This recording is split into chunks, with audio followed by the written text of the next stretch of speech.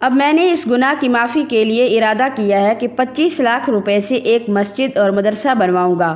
آپ اللہ سے دعا کیجئے کہ جب اس کریم مالک نے اپنے گھر کو گرانے کو میرے لیے ہدایت کا ذریعہ بنا دیا ہے تو مالک میرا نام بھی اپنا گھر ڈھانے والوں کی فہرست سے نکال کر اپنا گھر بنانے والوں میں لکھ لیں۔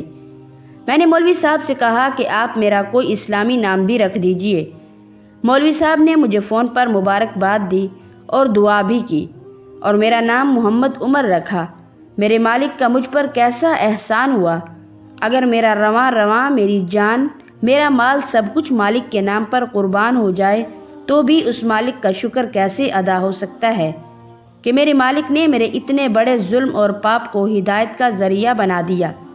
میرے مالک کا کرم ہے کہ میری بیوی اور یوگیش کی بیوی دونوں بچے بھی مسلمان ہیں۔ میں نے الحمدللہ گھر پر ٹیوشن لگائی ہے۔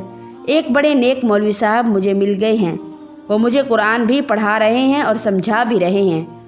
مولوی کریم صاحب نے مجھے توجہ دلائی کہ آپ کی طرح کتنے ہمارے خونی رشتے کے بھائی بابری مسجد کی مسماری میں غلط فہمی میں شریک رہے۔ آپ کو چاہیے کہ ان پر کام کریں، ان تک سچائی کو پہنچانے کا ارادہ کریں۔ میں نے اپنی یادداشت سے ایک فہرست بنائی ہے۔ اب میری صحت اس لائق نہیں کہ میں کوئی بھاگ دوڑ کروں، مگر جتنا دم ہے وہ تو اللہ کا اور اس کے رسول صلی اللہ علیہ وآلہ وسلم کا کلمہ اس کے بندوں تک پہنچانے میں لگنا چاہیے۔ میرے یوگیش کا غم مجھے ہر لمحہ ستاتا ہے۔